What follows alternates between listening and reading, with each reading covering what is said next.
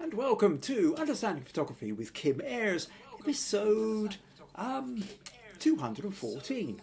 Oh, sorry, 1 second, I need to turn that down. I decided to have my tablet here again just so I could kind of read the comments rather than worrying about the screen, but I forgot to turn the volume down. So here we go, 214 episodes in, and as usual, technical mess-ups continue to plague them. Right, yes, so today we're going to be talking about a Cluedo-themed photo shoot I did for a family, and it was it was a huge laugh, and I'm going to tell you all about it. Clue is the name of the game, I think, in North America, generally speaking. But we're here live on YouTube now. Leave me a comment. Tell me what you're up to. Tell me what the weather's doing. And I hope most of you have managed to find your way here, despite the fact that the clock's changed here in the UK last night. So I might have lost 1 or 2 people. Let's make a start.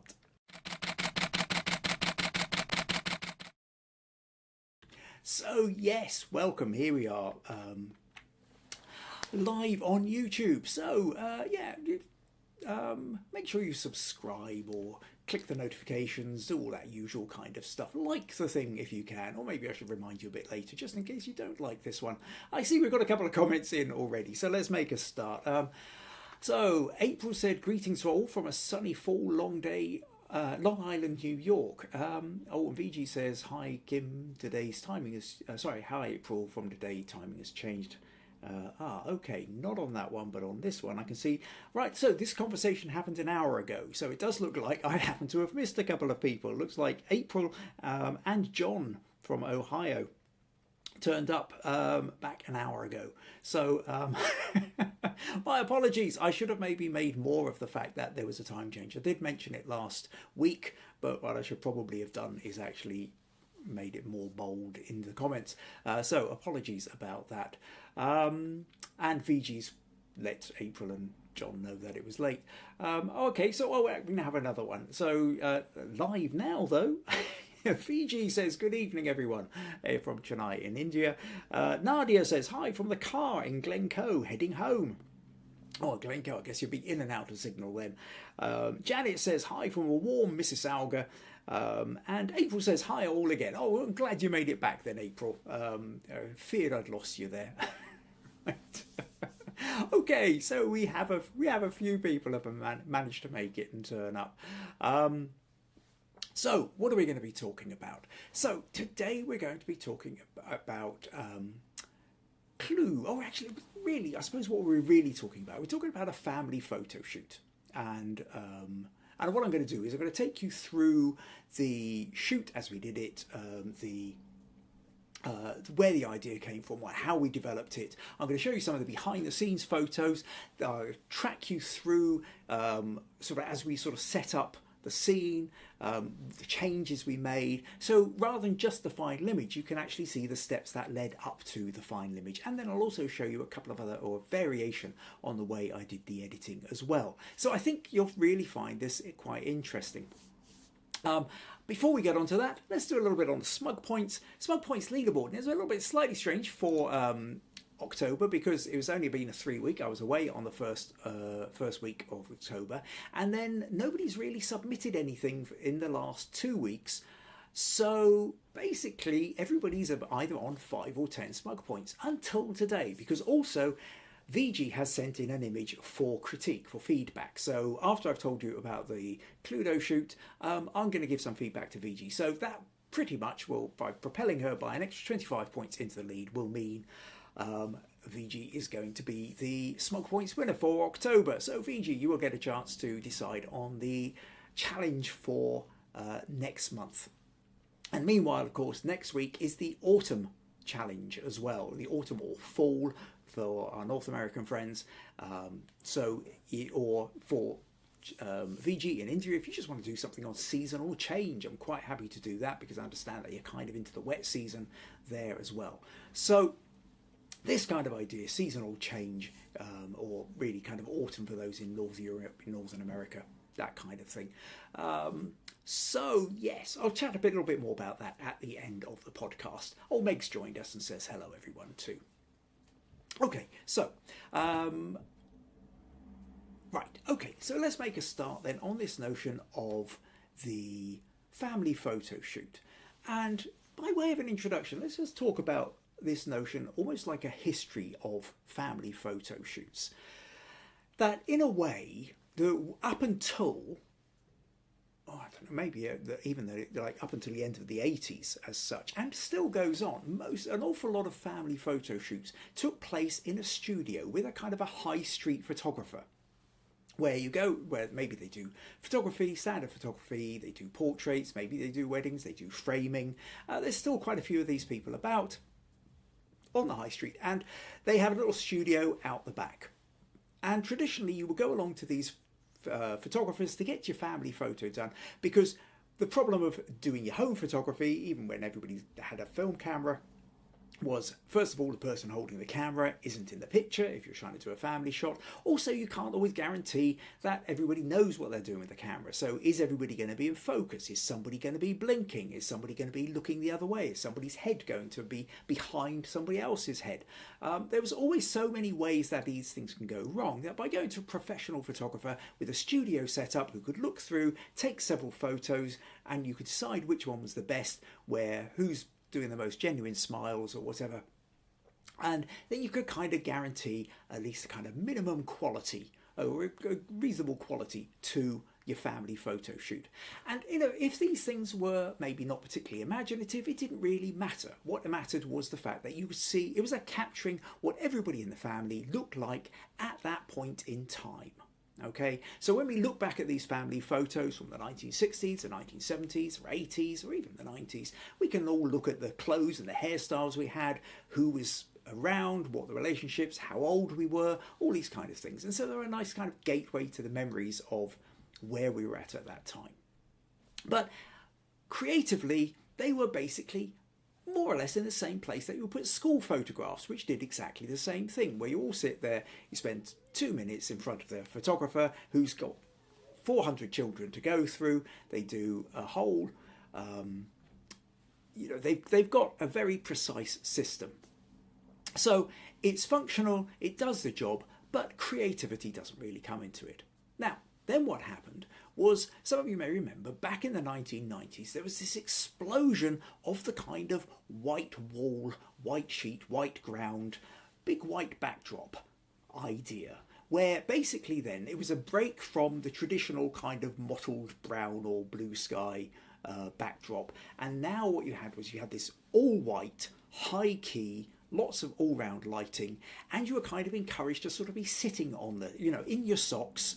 Maybe the kids are clambering over you. It was supposed to be a complete break from the formality of everybody sort of sitting arranged in place, kind of with formal looks. It was supposed to help loosen people up. Very often you got, and the photographers, when they knew what they were doing, would sort of have interaction where they would try and get you to laugh, get the kids to play, and the whole thing felt a lot looser. And this kind of whiteout style of photography exploded. Shopping malls had them, they kind of appeared everywhere. And for the next 10 to 20 years, this was then became the dominant form of family photography. Very often instead of having framed prints, you now got canvas and wraparound prints and things like that. All again that same kind of break from the traditional way of doing things. But like any kind of formulaic photography, there comes a point whereby you realise you might have that, but so does everybody else. You go round to your sister's house, you go round to your neighbour's house, and everybody seems to end up with these same family photos on the wall. Okay, so it's individual families, but it reminds me a little bit of a lot of people I know who have tattoos, who have lots of tattoos, and I've said to them, well, I've taken photos of them. I've said, well, which one's your original tattoo? And they go, oh, well, I covered that one up long ago. And you go, oh, well, why was that? And he said, well, I got it because I went in and I thought it was really cool. I saw it on the wall of the tattooist and I got this fantastic symbol or this dragon or this whatever done. And then I was feeling really pleased with it until I saw somebody else with exactly the same tattoo. And then I felt really deflated and it just didn't feel very individual and specific to me anymore. And I think sometimes that's kind of ended up happening with the studio style photography. Then roughly about sort of 10, 15 years ago, The next thing was lifestyle photography, and the lifestyle photography was this idea of just take you out of a studio altogether. It doesn't matter whether it's white wall, doesn't matter whether it's backdrop, let's get you outside. And so now it would be in a spring meadow, it would be under a tree, it would be the idea of being outdoors. And this kind of photography kind of really started taking off. But one of the things, again, with the formulaic, what you would start to find, there's quite a few photographers who would sort of get everybody, so now everybody's got to have matching outfits. So everybody's wearing the blue jeans and the white shirt, or everybody's wearing matching brown outfits or something like that. There's not a lot of room for individuality. It's like to say, we can say that we're all this family because we're all wearing the same clothes, or we're all wearing the same uniform. And that's, you know, again, it's fine. If that's what you want, then that's great. And I'm trying not, it's a kind of tricky thing here, because I don't want to sound disparaging of it, because this is really good for a lot of people. And like all family photography, the great thing about it is that notion that you're capturing your family at that particular time. And whether you want to be in a formal studio, whether you want to be rolling around on a white sheet, whether you want to be out under a tree with your friends or with your family and wearing similar outfits, these things are all great. But I have to say, for me personally, as a photographer, as a creative, really as a creative, that idea of that still kind of formulaic has never sat comfortably with me. If you were to say, Kim, could you set yourself up as a high street photographer, as a shopping mall photographer, as a lifestyle photographer, I would pull a face and I would try and let you down gently, but essentially I would end up saying no, because it's repetitive. And one of the things I found that over the years that I can't do is I can't keep repeating myself. I just get bored. Now, when it comes to my own photography, as you know, some of those of you who've checked out my website and my, galleries and stuff like that, I get really drawn to, I have a lot of fun doing photography which is cinematic, theatrical, staged scenes. And the thing is, this is brilliant for something like family photography. Why not? And I've done a few of these things over the years, but by and large, family photos tend to be private affairs, and people aren't necessarily wanting me to share it out with the world, or, it's their own private family photo, and that's fine.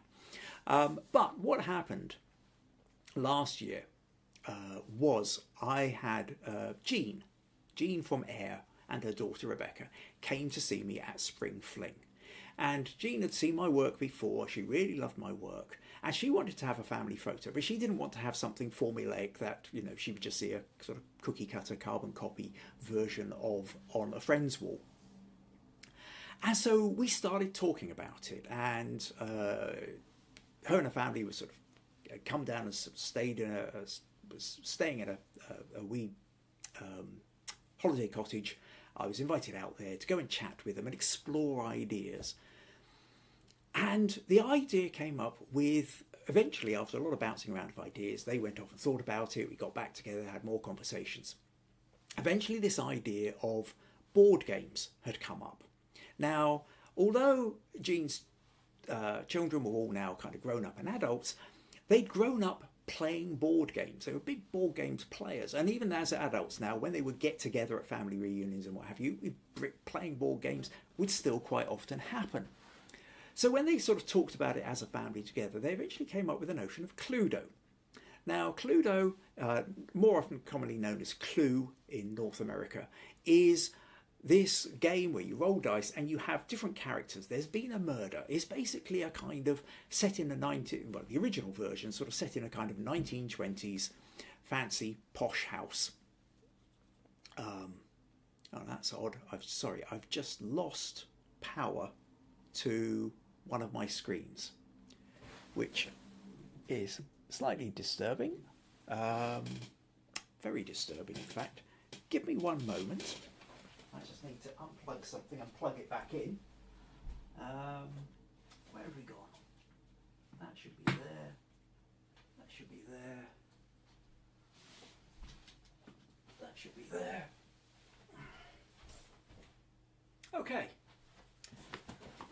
Right, this is going to be really super complicated for me now because I have lost one of my screens. Okay, now how am I going to get around this? Okay, bear with me just one moment. This is going to be an absolute nightmare for me now because I'm going to have to swap my display settings to just have one screen. Right, please, I do apologise here. I am now going to have to, right, detect another display, come to here,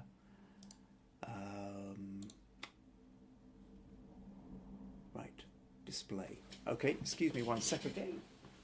I'm just going to have to unplug one of these. That one's coming down to there, so that's going into there. What if I push that in? Has that made any difference? Yes. Aha, right. Okay, just turned out to be a loose connection. Phew. That frightened the life out of me, that did. I can close that. Hopefully now I can come back to you and we can carry on. So, my big apologies about this. What do we got? Oh, April says, I'm a big board game person. My kind of people. Yeah, I grew up as a kind of games player as well. So yes, this was a lot of fun, this idea. So what I'll do then is, now some of you, if you've seen the cover image that I had ready set up for the podcast, will already have seen this. But let me show you the photo. So if I do this, hopefully now you can see, well, at least most of the image. The bit that's missing is actually sort of right behind my head here is the mirror on the wall. I'll maybe take a moment to show you, how would I do that. Okay, tell you what, let me just come back here, go to here, minimize that, and what I'll do is, so if I flick back here and then bring that down to that, so minimize that, and at the very least, for the moment, I'll put it back up in a sec, but what I just want to show you here is that there is a reflection in the mirror up there. Okay, so that in mind, so what we have here is we have a setup, and this idea was, okay, they played board games, they played Cluedo, and they decided to do the themes of Cluedo. So basically everybody decided to dress up. So Jean herself was Miss Scarlet, her daughter Rebecca, Mrs. White, and then her son was Colonel Mustard, his partner was Professor Plum, and other daughter Leah over here was Reverend Green. And then so they're playing the game, and the game, like I say, set up like a kind of a murder mystery. So what you do is you roll a dice, you move around, you've got cards to collect, you've got weapons. So you have things like, you've got Professor Plum, you've got the billiard room, the library. So you can move between the different rooms. Then you have different weapons where things might have happened, whether it's a piece of lead piping or a revolver or a dagger, a spanner. Things like that as well. So, and then by bit, you kind of deduce until somebody is able to say, I think it was Miss Scarlet in the billiard room with the lead piping or something like that. And whoever gets there first, they're the one who wins the game, who's able to deduce what everybody's card is. So this idea then that they would all dress up in the outfits of the characters, and then we would set it up in their room to kind of make it look almost like a kind of high stakes poker game, with kind of lots of character stuff going on. And then as well as getting the outfits that they all decided that they were going to create, they also got things like the spanner and the revolver and the rope and the lead piping. And it was just brilliant. And then they cleared out their dining room, so we could just have the dining table and bits of lights and what have you. Then now I think modern Cluedo, I might be wrong on this because I just kind of came across it loosely while trying to Google one or two bits of information more recently. It looks like they might have changed one or two of the characters and updated the setting and all this kind of stuff. So I suppose like any game, it kind of evolves and moves on. But the original, they've got quite an old game as well, so they wanted to keep the original board, so that the box that it came in is then sitting on top of the radiator, which has a cloth thrown over it on here as well.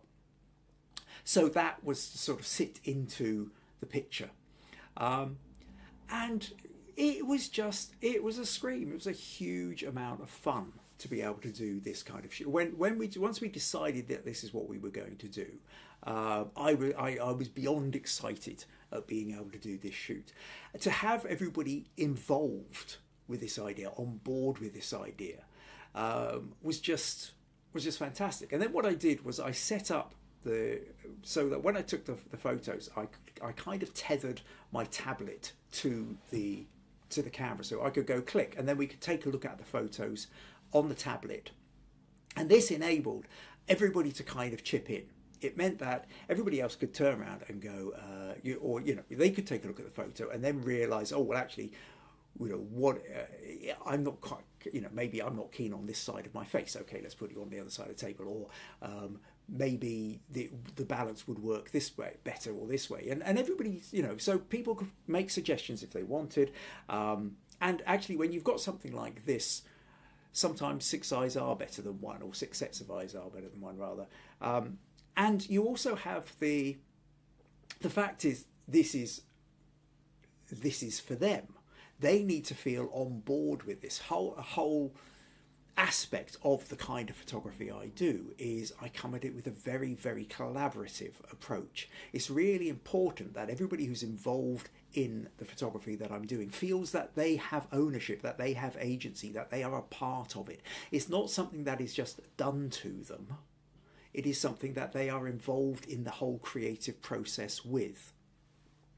Now, interestingly, I will show you there's a little kind of Easter egg in this picture, which you can't quite see at the moment because of where my picture is up in this top corner. But what happened was, because every time we came to look at the picture, Jean would need to stick her glasses on. So she would put her glasses on, we'd look at the picture, we'd sit down, we'd decide on adjustments, take the shot again, and then suddenly remember that Jean still had her glasses on. So almost a kind of refrain throughout the day was, "Mum, you still got your glasses on," kind of thing. And she'd have to take the glasses off, and we'd do the shoot again. So when we came to doing when I was editing this photo, of all the different shots that I'd taken, this was the layout that I liked. So this was the one that we'd kind of honed, and where Jean's got her arm coming forward, we've got Colonel Mustard leaning over, we've got Professor Plum peeking at Colonel Mustard's cards. We've got everything lined up, but the problem was that the reflection wasn't working quite so well. The reflection had some of my lights catching in it, and it just didn't fit in. So I decided I needed to replace the reflection. So I took a similar photo where the lights weren't showing, and I swapped the reflection in here. Now, the reflection in the end that I decided to go for was this one.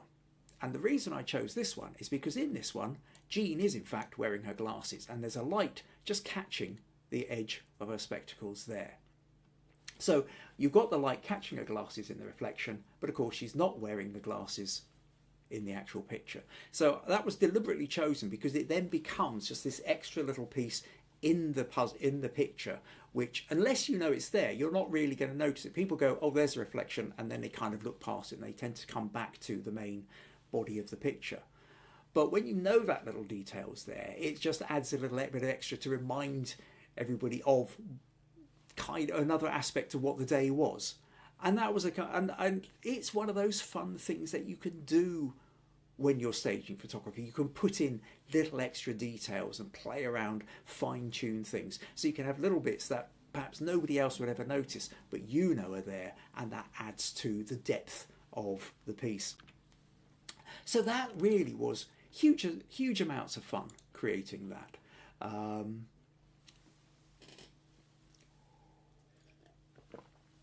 So what I'll do now, I think I will show you, I'll take you through some of the photos that I did on the run-up to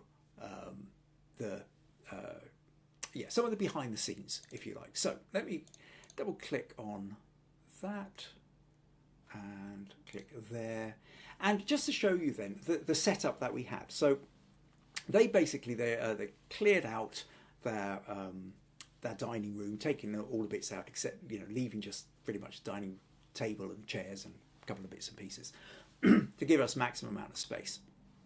And so as we're setting things up, I've taken this quick photo and just run you briefly through what you can see here. So we've got the tablecloth on here, we've got bits and pieces, I've got lens sitting on the table deciding what I'm going to do. We've got the Cluedo board out, bits of costume.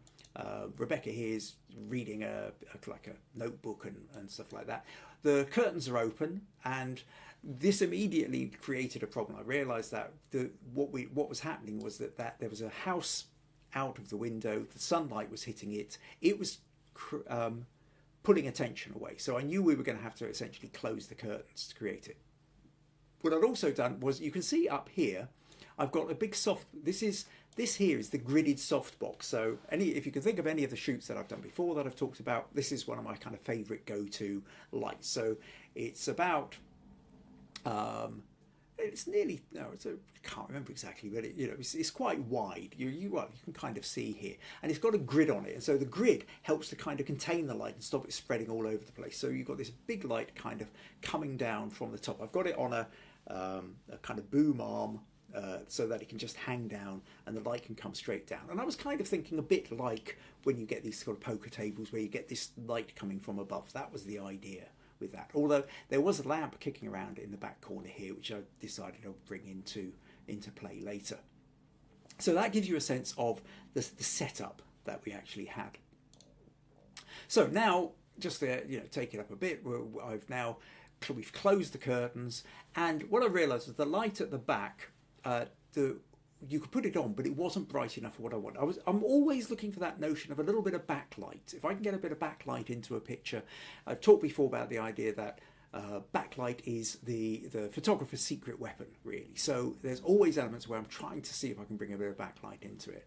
The actual light itself wasn't strong enough. So what I did was I've used an off-camera flash or speed light. So I took a speed light, put a little orange gel over it, and I tucked it into the lamp. So you can actually almost see the outline of it. I took the light bulb has been taken out, the flash is on there, and I've got it flying off, and it's creating the light. So we've got a much stronger light coming in here. Of course, we have also got the problem now, we've got this picture on the wall is tending to sort of, you can't see the picture now, all you can see is the reflection of the lamp. But this is giving me, again, another quick test. This is me testing the lights, going click, where is the light falling? Are we getting the right kind of idea? Now I'm kind of feeling like we're roughly in the right direction. Let's get everybody, just take your space. Let's sort of see what is working, what isn't, and everybody kind of plonks themselves down, and again, we can take a shot. So here we're taking a kind of little look. At the moment, we've got Mrs. White's on the left, Reverend Green's on the right. Colonel Mustard is wearing his jacket. We've still got this little picture on the wall here, which is catching the light. But you can actually here you can now see the boom arm that's coming up here, and then holding. You see it crosses over here, and then is hanging. The light's hanging off it. You can also see that light hanging in the mirror there as well. I'm a little bit further out than I end up being, but again, I'm just trying to get a sense of what the space is like. I'm swapping around, playing around with lenses. So now I've decided I want to be closer in, and we can see here G's got her glasses on. We've got some of the, as well as having the board out, we've decided to remove the tablecloth. We felt the tablecloth was being a distraction, and it would work better if it was straight onto the wooden table.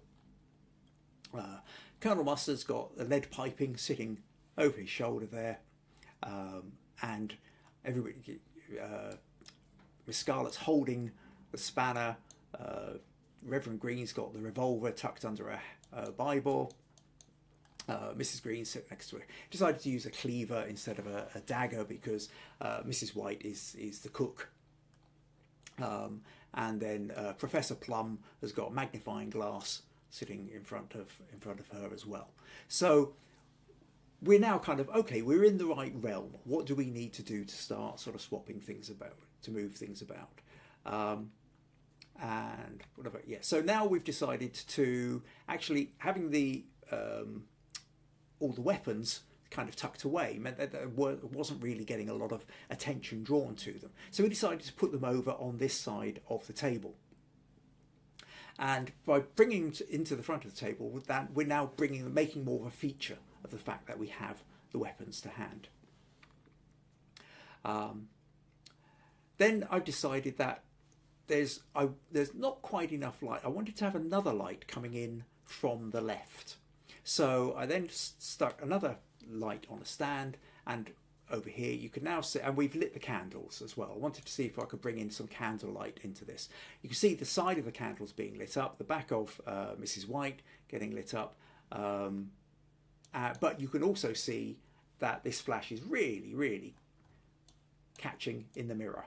Okay, so whiting out everything there. So now we've got to make a couple more shifts about the place. You can now see I've put an orange gel in front of that as well, and that's allowed it to kind of fit in a bit more with the idea of candlelight. You might have also noticed by now that we've also removed the picture that was catching the reflection of the lamp behind Colonel Mustard. We move on, and now we're kind of sort of starting to think about positions, where everybody's going to be angled, and is anybody, you know. So at this one we've got Miss Scala is eyeing up Mrs. White and things like that. So we're starting to sort of, and then we shift it about, and then we get to the point where part of the problem we've got here is Mrs. White, Rebecca here, is leaning on her hand. We can't actually see her face. And a little bit of conversation. Rebecca said she was slightly more self-conscious about that. So I think, I might be wrong here. Apologies to Rebecca if you're watching this and I've misremembered. But everybody tends to have one side of their face which they can feel slightly more self-conscious about and less sure about or whatever. And I think with this, there was something about that. So we thought, well, okay, that's fine. Let's swap this round as well. So next shot then, we swapped everybody around. Also, Professor Plummer said, well, what if I happen to be sort of doing a sneaky peek over Colonel Mustard's hand and sort of be looking at his cards while we're doing it. So that seemed like a fun thing to kind of introduce as well. The other thing now, as you can see, we're getting closer, we're starting to refine this. Again, you can see the light here, so you're getting that sense that most of the light's coming downwards, but we've got this backlight coming from the lamp over here. We've got this other lamp over here, which is actually kind of, the way it's lighting up, is that little bit of light on the back of Reverend Green's back here is helping to separate her from the curtains as well. So we're getting a sort of semi-side backlight thing going on, which I think is working quite well. It's got a warm glow, so it could be like another one of the lamps, or it could even be a fireplace in the corner. But it's the lighting is now feeling like it's fitting. So everything's really kind of coming together, feeling much happier with the way everything is. And so from now on, it's really a case of honing it a bit further. Or rather, we got it to this point, and I suddenly thought, okay, can we introduce a smoke machine? Because if that notion of like that idea of the high stakes poker game, and you tend to think of everybody sitting around smoking their cigars. Now, we weren't going to have anybody literally smoking, but a little bit of smoke into the atmosphere. But of course, I shoved on the smoke machine, and this is what happens at first. You get this big waft of smoke, and obviously we've managed to lose Professor Plum and Colonel Mustard in the process, and you don't want to have a big. So you have to allow it to dissipate. But it also dissipates fairly quickly as well. So you've got a sweet spot of probably about 20 seconds or so where you've not got too much smoke, but you've still got enough for it to make a difference. And then ultimately we ended up back at where are we? This one. So this then ends up being the final image. So we've got just enough smoke for it to feel like that kind of smoky room. I've cropped it. I've given it a cinematic style crop, and the cinematic style crop is working on a practical level. It helps me get rid of the big light hanging down. Although I could have removed that in Photoshop fairly easily, but that's one aspect of it.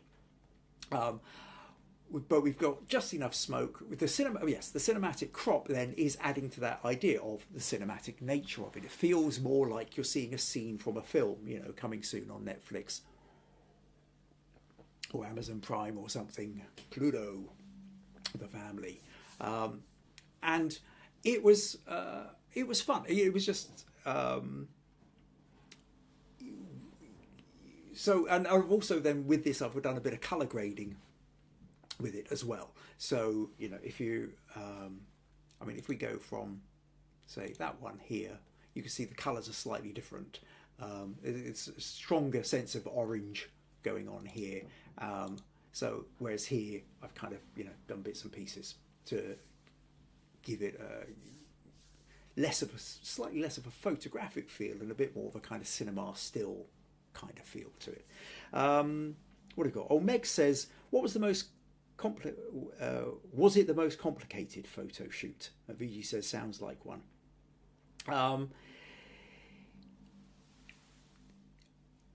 It was a complicated shoot in trying to get the light. I don't know whether it's the most complicated shoot. I've had quite a few complicated shoots, but like most shoots, it's problem solving.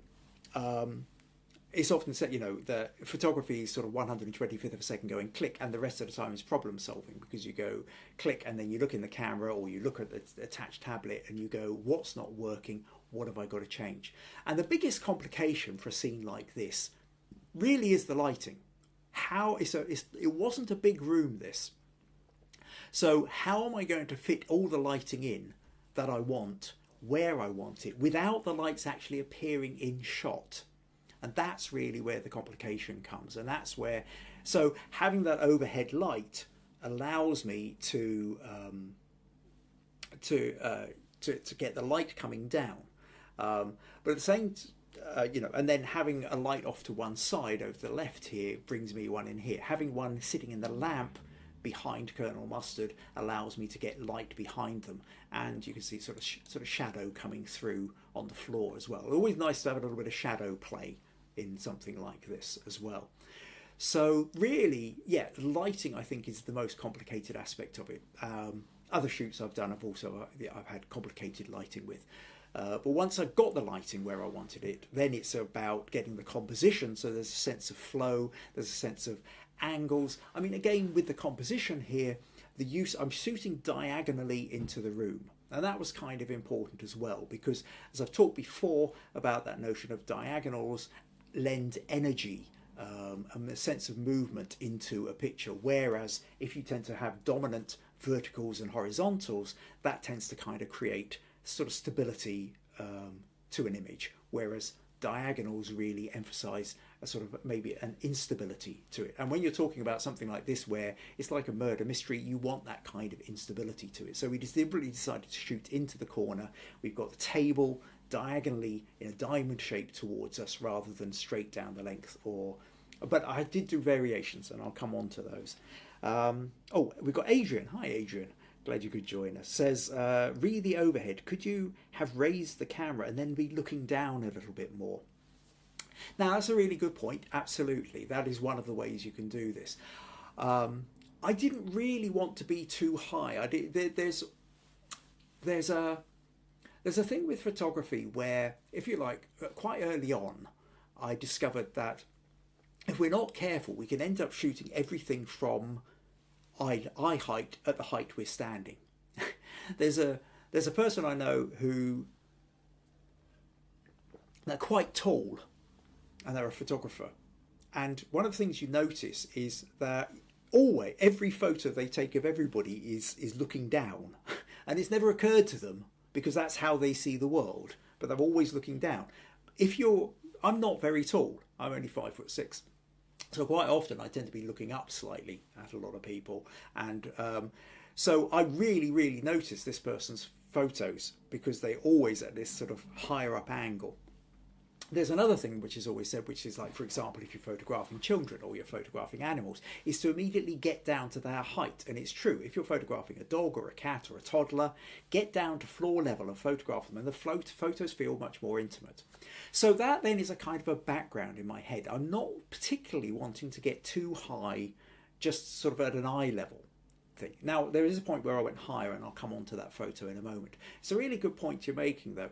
But what I decided to do was kind of sync myself, so I'm just kind of Not too high, but I am just, but not also absolutely at table level, because we want to see some of the table. So yeah, it's a balance really, to be honest. You're kind of trying to work it out. I'm wanting to try to get down with them to a degree, but at the same time, I still want to have enough of the table and a sense of what's going on.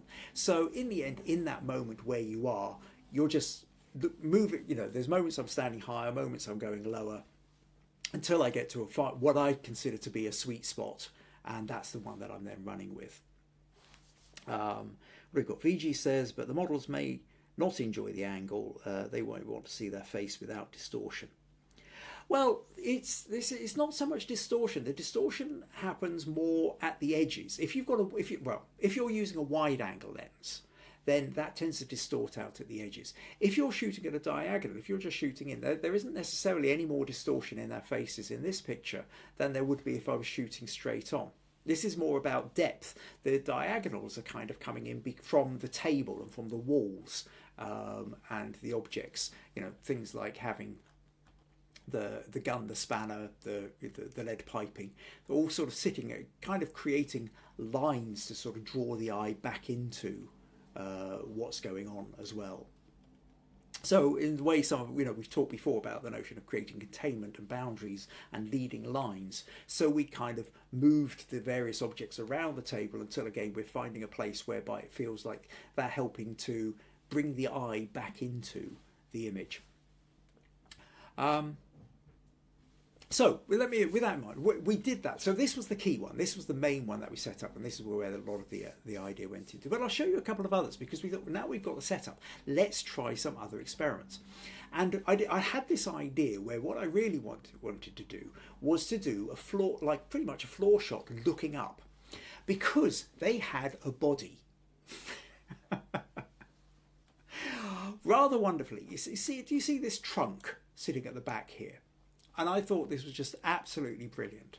They had a body in the trunk. Now, not a whole body. But what they'd done was they had a pair of legs, or a pair of trousers stuffed with shoes attached to the end. So it looked like a pair of legs. And then they could open the trunk and flop the legs out. And then they created a sheet, which they made it look bloodstained with various bits of dyes. And they placed that onto the trunk. So let me show you the next photo. Not that one, actually. I'll come down to that one, which was this one. Okay. And so we're in the same dining room. We now shoved the table over a little bit more to the right. And we can see here, we now have the body in the trunk. So we've got the shoes, we've got the legs going up to this blood-stained trunk. And now we've got everybody hanging over it. And you can see that, again, we've got everybody holding weapons. So Mrs. White has got her cleaver, Scarlett's got the spanner, Colonel Mustard's got the rope over his shoulder, Professor Plum has the lead piping in her hand, Reverend Green has got the revolver along with her Bible. And what I wanted to do here was to create that notion. You can see the shadows on the ceiling. Again, we're going really dramatic. Now I've shoved the wide angle lens onto the camera. I've got the camera right down at ground level, just angling it up a bit. And what I've done is I've taken, again, one of the off-camera flashes, off-camera speed lights with a little orange gel, which I've put into the middle of the chest. Now, the light is shining up. The giveaway here is you can see the underside of this is lit up here. What it's also doing is it's lighting everybody's faces from underneath and then casting those shadows up on the ceiling. So because you end up with that underlight, it's a little bit like when you're doing horror stories as a child and you shine the torch under your face. All the shadows are slightly in the wrong direction, and that gives this sort of sense of unease going on. So that was a fun one to do. Again, in terms of extra little bits going on, Jean had this picture of her father, I think it was in here, which she wanted to have included into the picture, into the photo. So little extra details getting included into the image. So that was a lot of fun, kind of. And once we'd done that, I thought, well, okay, what if we did the other? So actually, to go back to Adrian's point about being higher up, was to go much higher up. So for this, again, wide angle on the camera, and I'm now standing on a chair.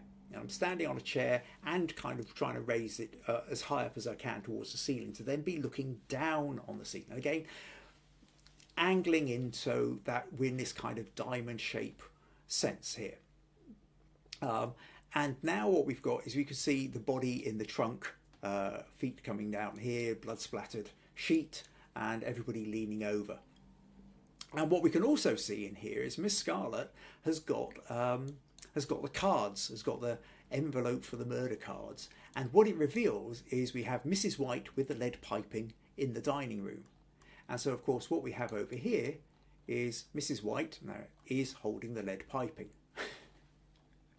So things like this, it's playing around with these details. And a lot of this comes out of the discussion with the clients. It's this collaborative process. I can say, well, okay, I want to try and sort of shot down, and then somebody else says, well, what if we do this? And then it's well, okay, why don't we make sure that if we match the cards with somebody in the room as well? So this was quite a bit of fun. Now, I also did another shot where we did do straight on. So we shifted the table into the middle of the room, and we decided to have a kind of an absolute flat on. And that is a very different thing. Now everybody's staring into the camera, and you have this kind of feeling of like you just walked into the room where the murder has maybe taken place, and everybody's turned to you, and you're thinking, oh, what have I just stepped into? You feel like, you stepped into a space where you're not particularly welcome, which is fun. At this point, Eugene's lit the fire as well, so we've now got, nice and cozy fire coming in. The trick that I did with the lamp over here, I've now done with this lamp as well. Colonel Mustard is holding candles. We've got all the murder instruments as well as the board sitting on the table. And the trunk with the body is now under the table here. So that was a fun one. So we managed to get that set up. And then I thought, well, okay, I also want to do another version where I actually get down to table level and use the wide angle. And we did this. And you can see that this changes it again. This notion of the wide angle, the way you're doing it is again shoving in these diagonals. Both Jean and Leah are getting more distorted at the edges, but again everybody's staring down into the camera. We've now got the Cluedo board right in the foreground.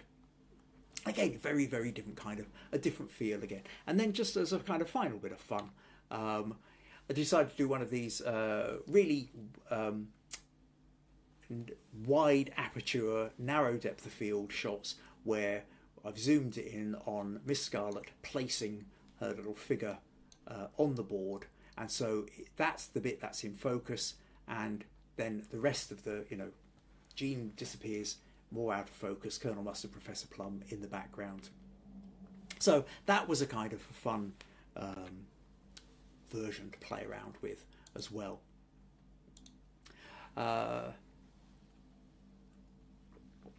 So we've done that, and I created those ones and created this notion of fun kind of really colourful picture. We're using the lights, we're trying to really bring out the reds and the yellows and the different, the purples, and that, because it is, Miss Scarlet and Professor Plum and Colonel Mustard and what have you. So there's rich kind of colours. But we also thought, what would it look like if we put them in black and white?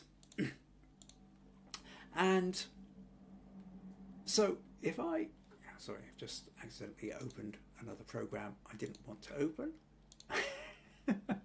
Clicking on wrong bits here. So let's just flick back here for the moment.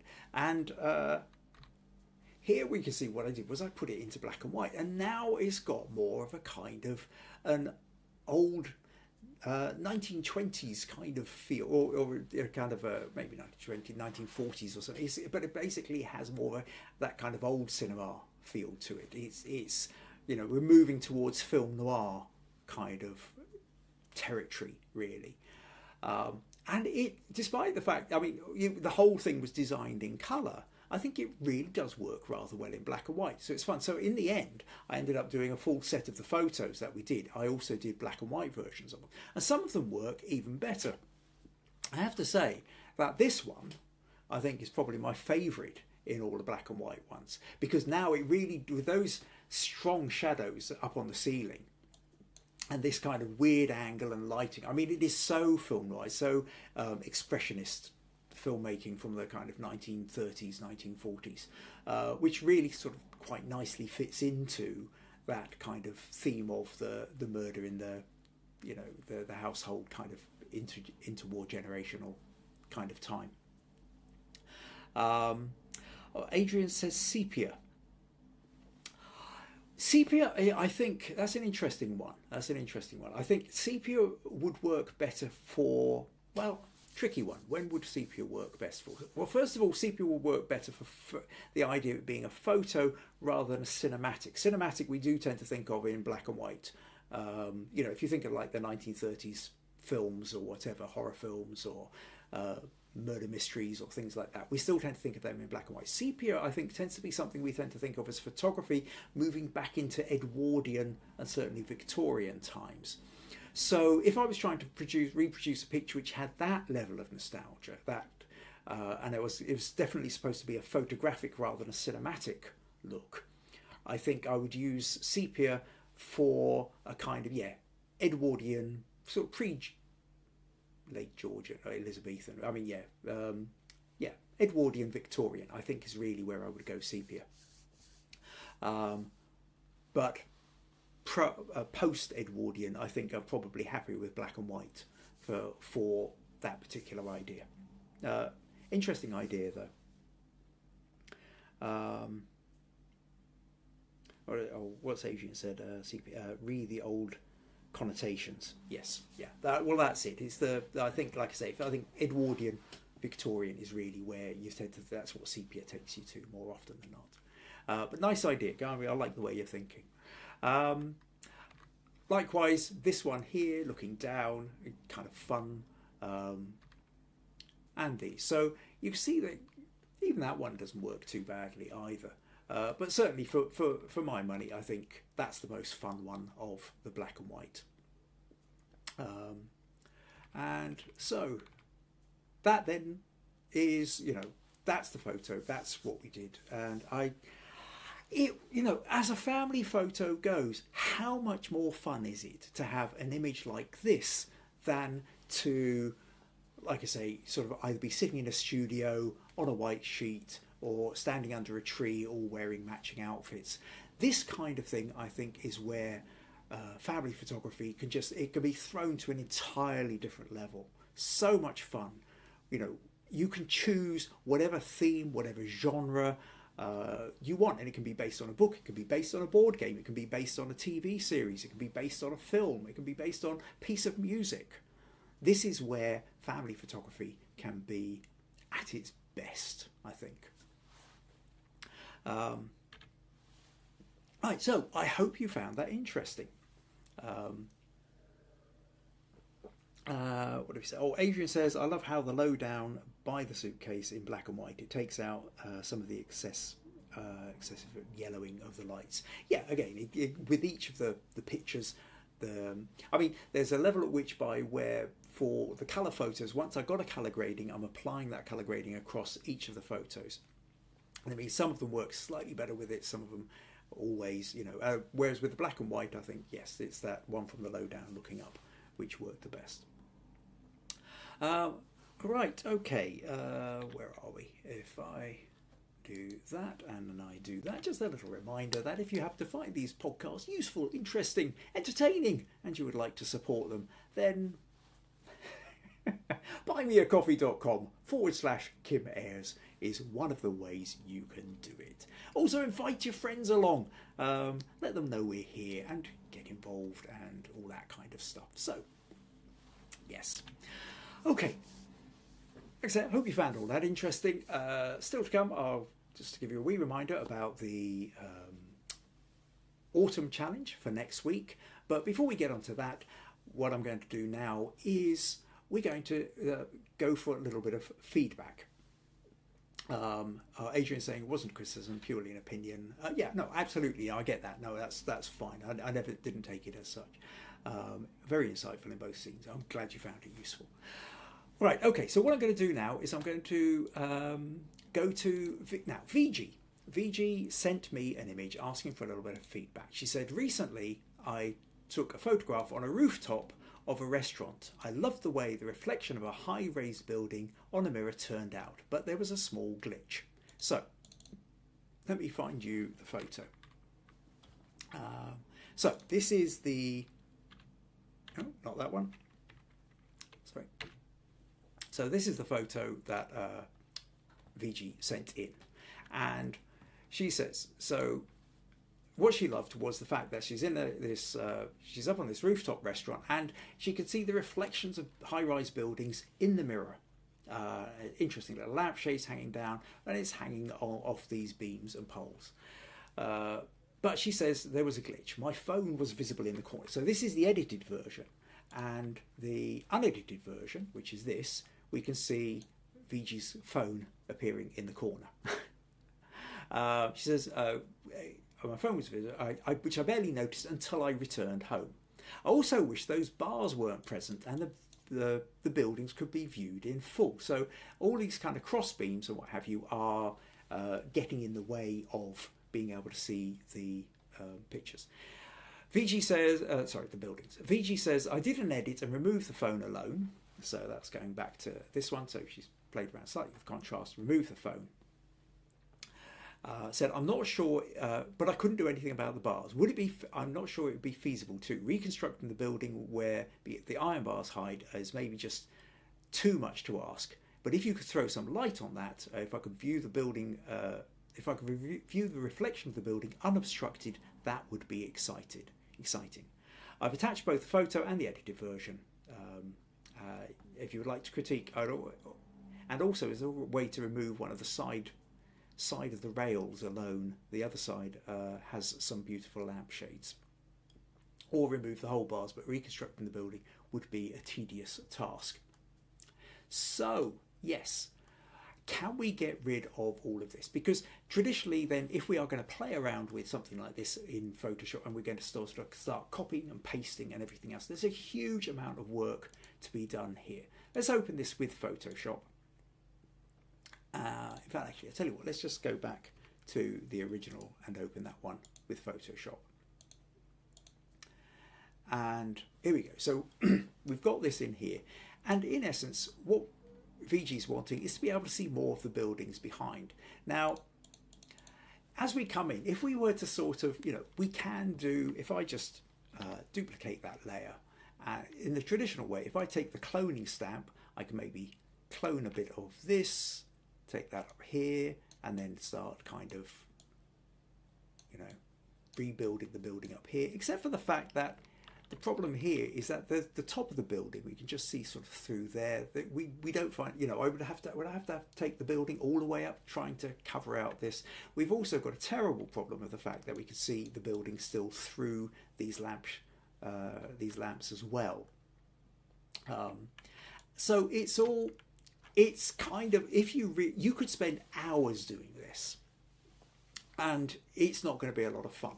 However, Photoshop now has some brilliant stuff. The use of generative AI selectively to fill in gaps is beyond phenomenal. The way it has grown over the last year or so, it maybe now opens up a whole bunch of new possibilities.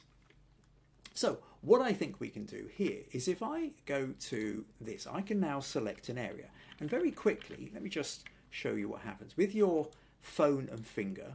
If I just take this and just select that area like that, and then I go to generative fill, I leave it blank and hit generate. And now what it's going to do is it's going to look at the rest of the picture around that little space and decide that it's going to sort of fill in the gaps according to what it figures. And the chances are, because this is pretty straightforward, we have plant, we have edge of mirror, and it's given me 3 versions to play with. So which do I fancy? Doesn't really matter. Let's go with that one.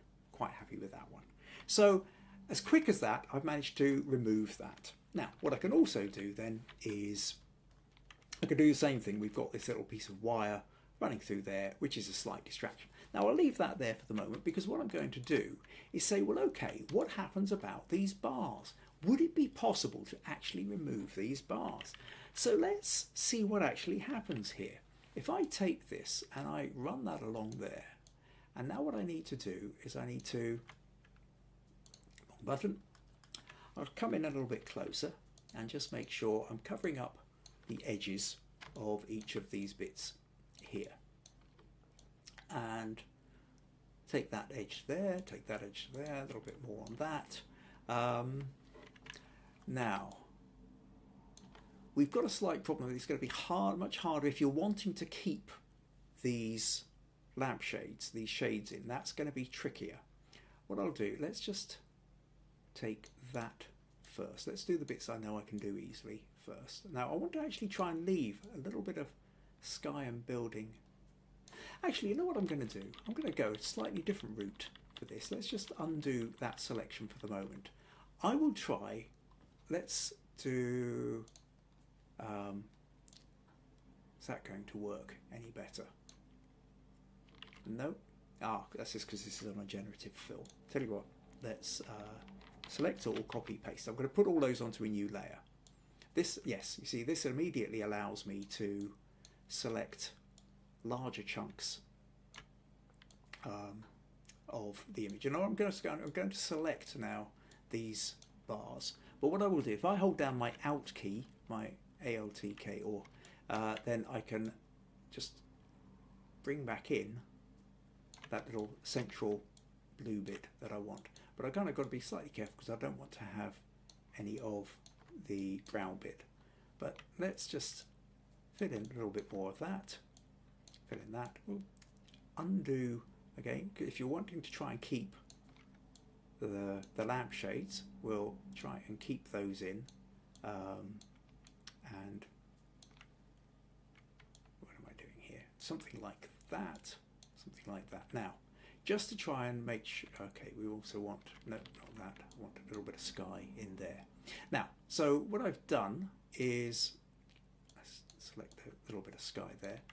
I've selected most of the brown here, but I want to make sure that my selection is really going to, I'm not going to end up with a funny edge. So I'm now going to expand this selection. So if I go to select, modify, expand, and we'll expand this by, let's go 10 pixels and see what happens. Yeah, okay. So that's just taking it just outside the edge of these barriers and just into the places where we want. So now what I do is let's click Generative Fill. And actually, I'll tell you what, before we do that, let's see if we can get rid of that bar too. In fact, I should have done that just before I did the generative expand. So if I click undo, undo, undo, undo, come back here, stick in that, and we'll just come back out with that. Now what I will do is I will select, modify, expand by 10 pixels. Okay, so having done that, now I can go to generate and we'll see what happens with this. And if we're really lucky, it might actually just get rid of all the bits that we don't want and place a building back in there. And wow, there you go. Look at that. Now, we do have a slight problem with the fact that we have these cages now hanging in the middle of nowhere. Although, look what it's done. It's actually given us a pole here to have them sitting on the pole if we wanted. Now, so perhaps what I could do, I'll tell you what, if I go to the history, let's go back to this quick selection. Let's do the expand. But what I will also do, okay, I could go for ages, and then what I would do, actually go in and select tiny little areas in between the bars. Might be trickier to do that. I'll tell you what, well, let's just remove these for the moment. But if you wanted to, you could go back in and really get detailed about the bars and really try and do something. I've just done that. Have I done that the wrong way? Okay, let's just come up here and remove that. Okay, so let's do the generate, and hopefully then we'll get rid of the lampshades as well. But I think there is possibilities that if you really wanted to get in and play there, I could be here for another half an hour playing around getting the detail. But essentially you could go in and select just the individual little bars. There we go. and they're gone. And we've got a couple of variations where it's giving us different rooftops. Maybe that one's slightly more fun than that one, or that one. Could be either. Now you've got that, and then at that point, we could maybe even up this a little bit, give it a little bit more space. Again, drag that out a little bit. Create a content-aware fill or generative expand. Hit enter, and hopefully it might just fill in a little bit on that side and then even up. Because you've got the round mirror, just having it just fractionally off to one side. With all these things, you either have it properly off to one side, like rule of thirds, or you try and create it more central. So something like that. And there we go. So hopefully then, Viji, that gives you a couple of ideas. Now again, you can go in and you can tidy up. There's little bits of, like there's little bits of, whether it's reflection or dirt or, dusty bits that you didn't really want, that you feel that are distracting. We can just highlight those, and when we're ready, again, just hit generate, and it will get rid of them. Although those things, you could also use the clone brush tool probably for cleaning up slightly quicker than using the generative fill. The generative fill tends to work better for those complicated bits, quicker with this for using something like the healing brush, I think. But hopefully then that gives you an idea, somewhere to play with. If you've got hold of Photoshop, I don't know what the AI is like in any of the other major editing programs. This is the one that I use. I don't know whether Affinity has anything similar, but that's the way I would go about it. So yes, that ability with Photoshop now, the modern versions of it, to just kind of remove these distractions is absolutely incredible. It's in this last year, I would say, it's just come on a phenomenal kind of level to reconstruct buildings and stuff for you. So, right, hopefully that helps. Viji said, retaining one of the side rails with the lampshades intact and removing the other side. I tried. That's why I'm playing with. Oh, she's wow, looks perfect. Thank you. Excellent. Well, I'm glad that you found that useful. Right. Okay. So thank you, Viji, for sending that one in. Like I say, by you sending in an image, that gives you a bonus 25 smug points, which puts you at least 25 smug points ahead of everybody else for the month of October. This means you have won you are the winner for the most accumulated smug points for October. So you get to choose the challenge for next month. Send me an email, have a think about it, give me a couple of options just in case it clashes with anything else, and we can have a bit of fun with that. But try and let me know by next week if you can. Meanwhile, for the rest of you, there is still the autumn challenge. So last week I talked about that notion of autumn or fall in America, and we're right in the middle of it. So get your images in by preferably next Friday. So that will be the 1st of November, I think, which might give some of you the chance, if you want to take any photos that are related loosely to autumn and Halloween, you can do that. But is this primarily, well, so last week I showed you a whole bunch of different ways that you could look at Halloween. So if you've not seen it, go back to check out episode 213. So full of lots of ideas, and then take your image, either email it to me, kim@kimayres.co.uk, or put it in the Facebook group, the Understanding Photography with Kim Ayres Facebook group, and tell me a little bit about the image. Give me a little bit of background. Tell me, what it is, what inspired you to do it, something like that. And then next week, next Sunday, I'll look through these photos. We can all enjoy them together. We'll see what people have sent in, see how people have interpreted the brief autumn or fall. Like I say, for you, Viji, if you want to do something to do more with the transition with the wet season or something like that, more than happy to accept that as well.